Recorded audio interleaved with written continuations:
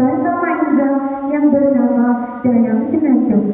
Namun, kehadiran putrinya itu telah menyebabkan istrinya makan dan yang lebih mengejutkan lagi, putrinya dilahirkan dengan usia yang tidak diduga.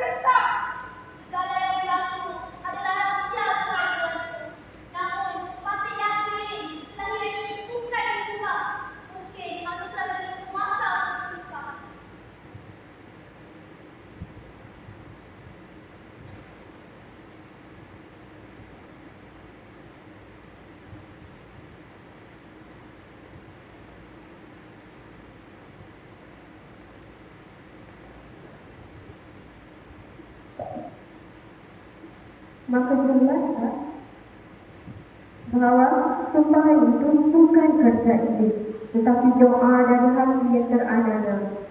Dayang Senandung bukan didaikan hina, tetapi menjadi lambang bahwa kezaliman selalu kembali kepada yang berzalim.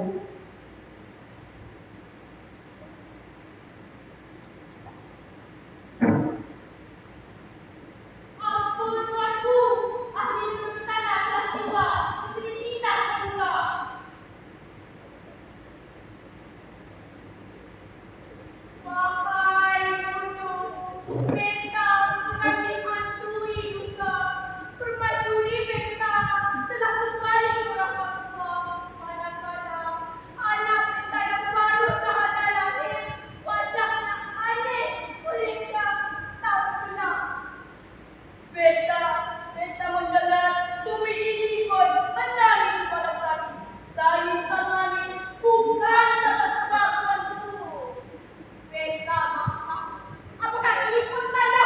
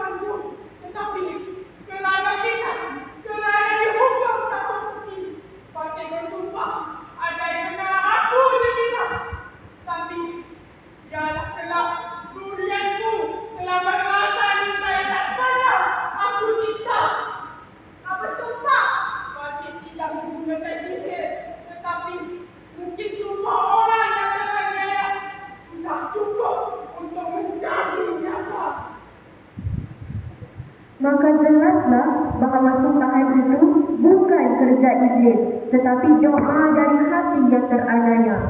Dayang Senandung bukan dilahirkan hina, tetapi menjadi lambang bahawa kezaliman selalu kembali kepada yang menzalim.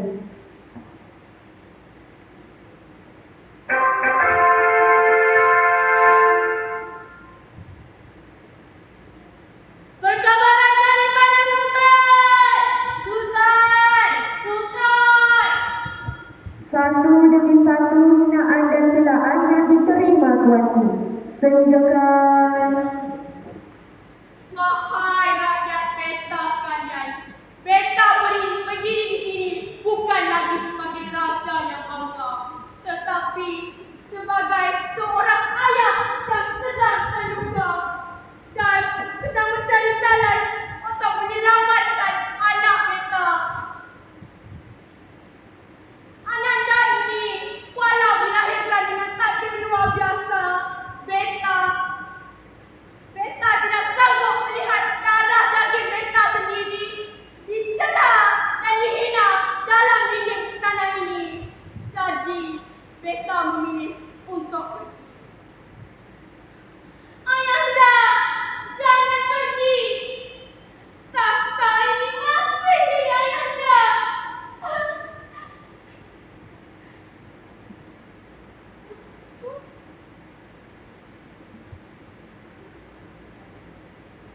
Tugas memerintah Beta serahkan kepadamu, wahai orang. Pimpinlah rakyat dengan adil dan jangan lupa bahawa sana darah raja bukan pada kota, tetapi pada akhlak dan iman yang tertahan di dada. Ananda ini walau berwajah hitam akan Beta besarkan dengan cahaya ilmu dan agama. Beta akan keluar dari dinding istana ini dan menjadi hamba Allah sepenuhnya, tidak lagi sebagai sultan di dunia semata-mata.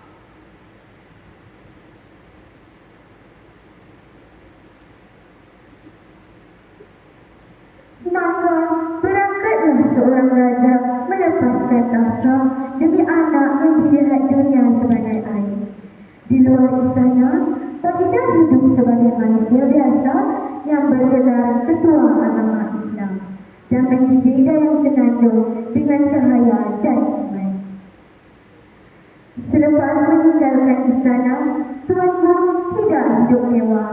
Baginda memilih untuk menjadi tok guru, mengajar ilmu agama dan membimbing masyarakat. Dan Senandung pula membesar sebagai anak yang patuh, sopan dan teguh. Namun tetap dipandang hina oleh manusia buta hati.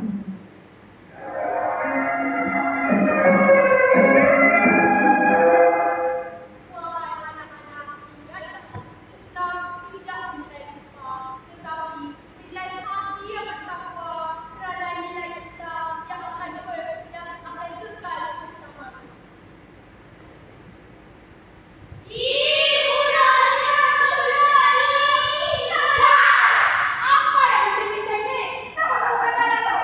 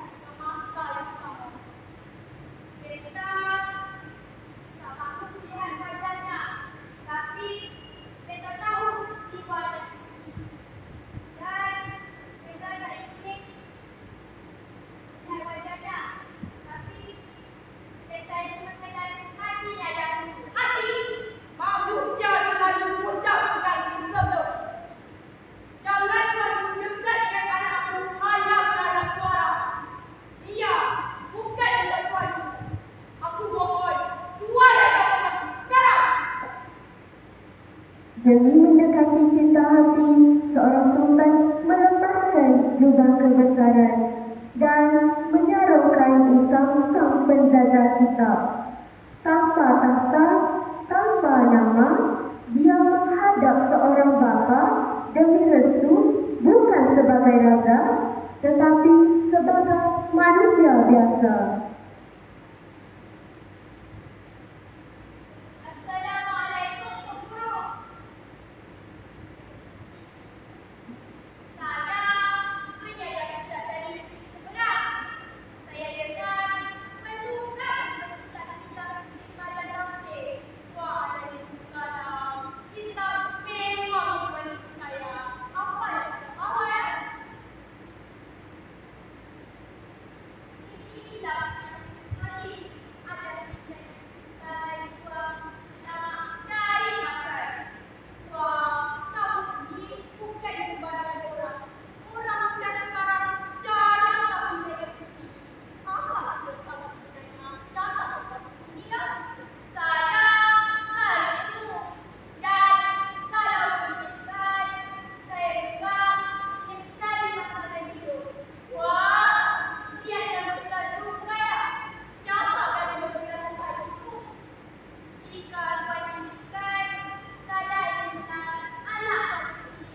Saya menanam. Anak saya ini bukan diperhatikan lagi. Dia istimewa orangnya. Kamu baru lihat bina perempuannya nanti. Apakah kamu tidak akan membina anakku? Saya kenal orangnya. Saya sanggup berjumpa dengannya. Saya tidak mencintai seorang dari rumah kok. Saya lihat ada di banyak. Saya kagum pada sahabatnya. Dan saya yakin itulah yang saya cari. Baiklah, jika ini takdir Allah, aku akan minta kamu berdua. Bukan kerana apa, tetapi kerana Allah. Tanpa tahu siapa pemuda itu sebenarnya, Tok Guru menyerahkan perhitungannya kerana keyakinan pada agama, bukan pada pangkat dan nama.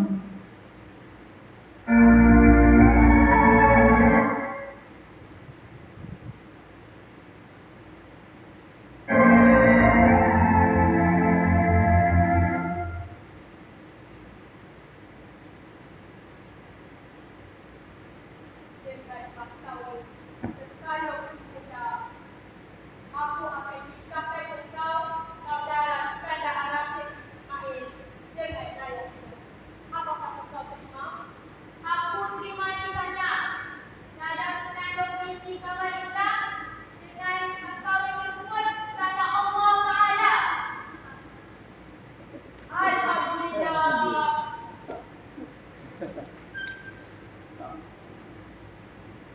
Wahai anak, wahai anakku, ingatlah, bukan rupa yang kami cari, tetapi lelaki yang tahu menjaga diri seperti aku. Jagalah pada aku, sebagaimana kau jaga janjimu pada saya.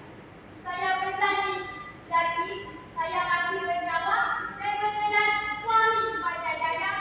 Saya akan menjaganya dengan penuh hati yang ada. Dia tidak pernah tanya kepada. Dia juga tidak ingin pernah tahu sejarah hidupku. Mungkinkah ini adalah rahmat yang selalu aku berdoakan?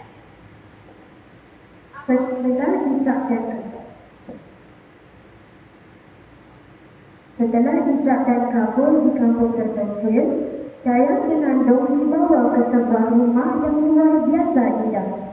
Bukan rumah si penjual kitab seperti yang dikatakannya, tetapi istana megah yang tak pernah Dayang impikan. Dan malam itu, rahsia pun terbongkar.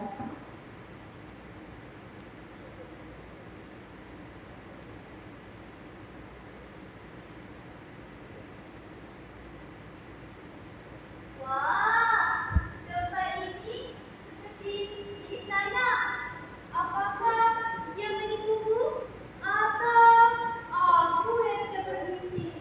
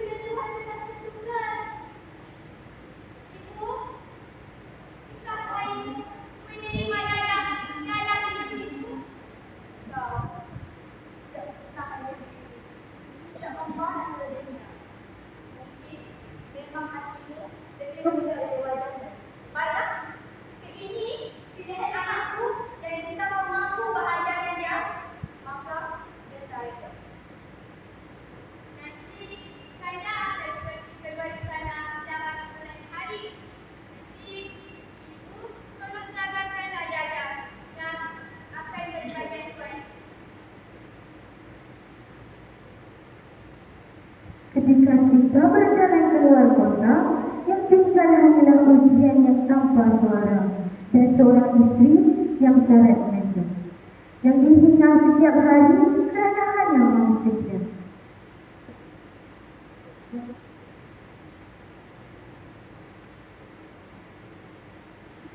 Kenapa kau pakai pakaian seperti wanita diraja?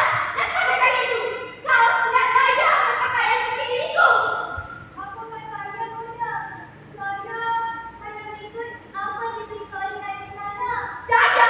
Kau bukan ratu! Kau cuma sehitam dan memalukan aku! Berani kau tinggal di sini, kita akan jadi petakut nama kau! Selain malam ini, kau makan di aku! Dan jangan harap boleh muncul di balai roh, kecuali jika kau menyatu lantainya.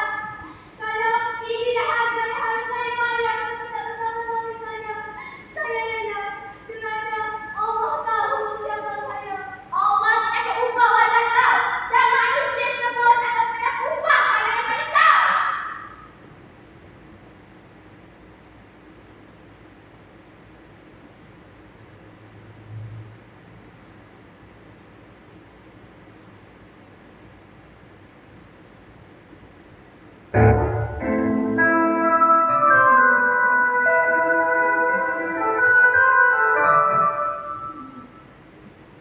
Tak cukup satu kehinaan kau bagi. Sekarang kau nak biar anak yang kotor tu. Aku hanya menjaga amanah, bukan menimbiakan. Lagak saya, jadi istri raja, kau lupa ada usul. Tunjukkan aku. Kunci!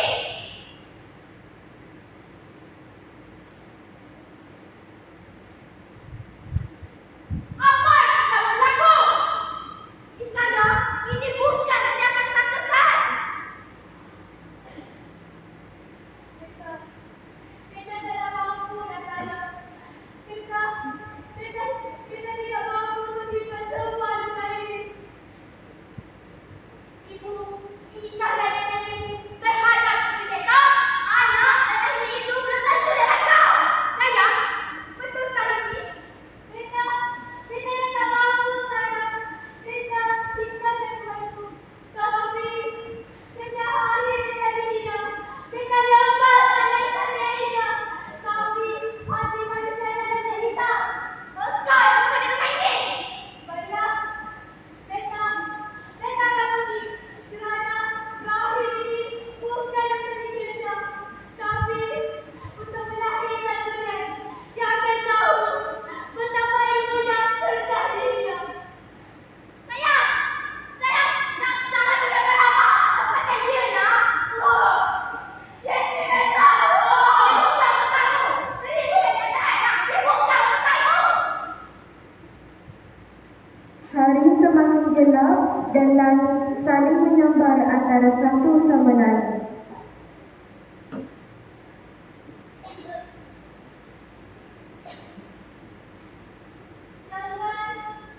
Jangan ambil nyawa kita sebelum sempat dengan anak kita. Ya Tuhan, berikanlah kita kekuatan untuk melahirkan cahaya dari segala penghinaan. Berhenti!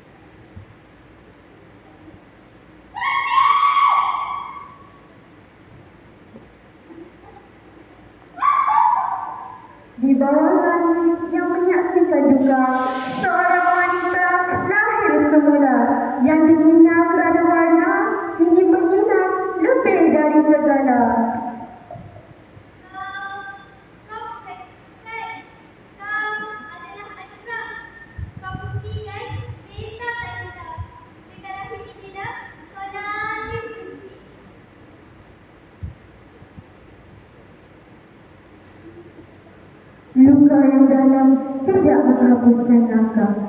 Seorang ibu dengan tubuh lemah dan jiwa retak masih gagah membawa anaknya, tanpa tahu bahawa takdir sedang menunggunya di tengah duka.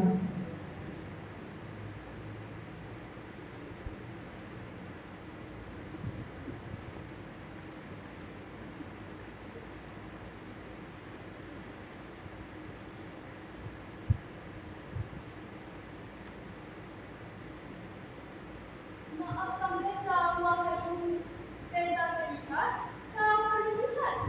Izinkan mereka perlukan bantuan. Benda tidak punya apa-apa, tapi jika kematiannya, benda terima airnya. Cincin itu! Apa yang kau lihat? Cincin benda yang seiras dengan dirimu. Tapi ini diberi oleh ayah beta. Katanya ini bukan beta. Ayah? Siapa nama ayahmu? Beta tidak tahu nama beta. Tetapi orang panggil dia Toguru. Dia orang yang ahli tinggal di hutan desa. Daya? Nama penuhmu? Daya Sinadu. Apa? Nama itu aku dengar dari mulut penjaga istana. Kau adalah beta. Apa yang kau bercakap ni? Beta hanya pura-pura jadi. Mana mungkin beta adalah raja? Cincin itu, ia bukan milik sembarangan. Ia satu dan dua, disimpan oleh ayah kandung kita. Kita ini terpisah sejak kecil. Tapi Tuhan ini kita ditemukan semula. Izinkan beta bertemu dengan ayahmu. Jika benar dia Tok Guru, beta yakin semua jawapan ada padanya. Mari, beta selesaikan.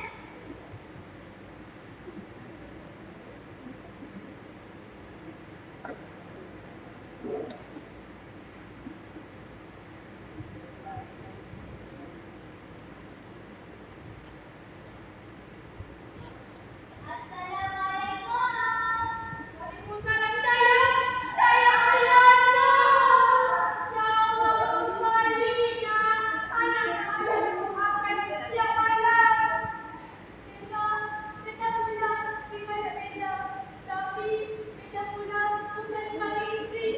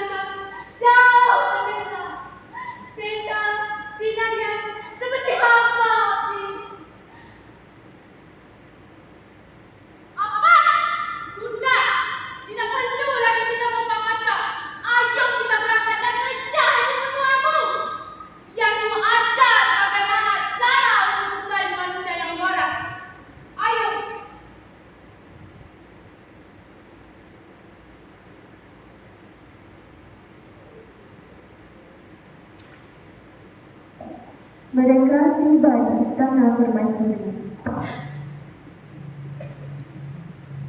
Mana kau wanita tua?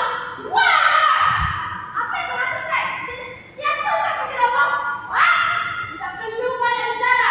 Kau sedang apa yang kau telah lakukan kepada adikku ini? Satu perbuatan yang salah. Aku, Sultan dari Kerajaan Indra-Loka, dan kita ini tahu daya adiknya Joko. Ini semua dusta. Tak, sebagai hukumannya, kau perlu lakukan apa yang kau telah lakukan kepada adikku, sehingga aku berpuas hati. Tiba-tiba hadir seorang pengawal istana mengubah suasana menjadi hening. Ampun tuanku, ada satu kawan cita-cita yang harus Patih sampaikan. Katakanlah pengawal, apa kabarnya? Putera tuanku telah diculik dan ditahan oleh puteri dari kerajaan Sumangsa. Mawar maksudmu?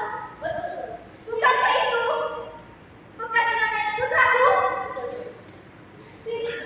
Tidak, perkataanku. Kenapa mereka selalu buat begini terhadap dia? Sudah, tidak perlu lagi berkata. Ayo kita selamatkan kandamu.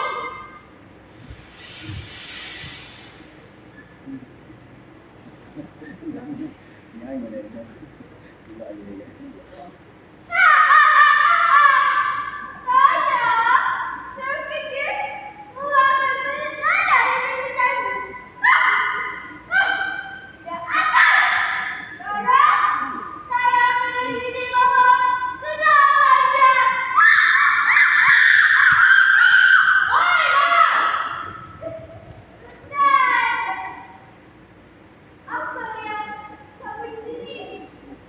Berani kamu culik suami adikku? Dasar wanita gila! Apa? Apa yang kamu sebutkan tadi? Dia tunanganku.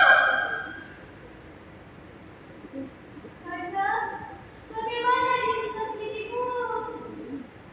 Perempuan! Kau sudah yang tahu telah rampas tunanganku? Kalau ikutkan, aku lebih hebat darimu. Kau memang melangkau. Sudah Hawa. Kau tidak terima takdir yang aku tidak terima juga. Bunda, beginilah demi adikku. Aku sanggup menyerahkan diriku untuk mengambil kau. Wahai puteri mawar, sudikah engkau? Ya! Dengan riak wajah malu-malu muncul dan tanpa ragu-ragu, Puteri Mawar pun terima lamaran Sultan Muda Syahril Mahkota Shah dengan hati yang terbuka, sambil menatap wajah baginda yang tak kurang ketampadannya.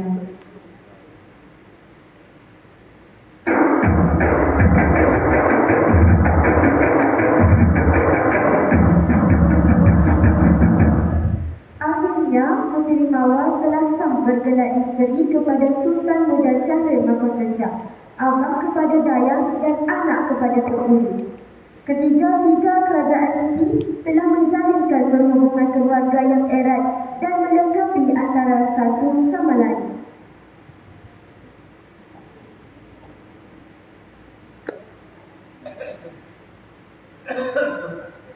Kisah Dayang Senandung mengajar kita bahawa kecantikan sejati bukan terletak pada luaran, tetapi pada kebaikan hati, kesetiaan dan kesabaran. Walaupun Dayang Senandung berkulit hitam kerana tumpahan, dia tetap setia, sabar dan tabah menghadapi segala cabaran, termasuk penganiayaan dan penghinaan. Akhirnya, kebaikannya terbalas juga.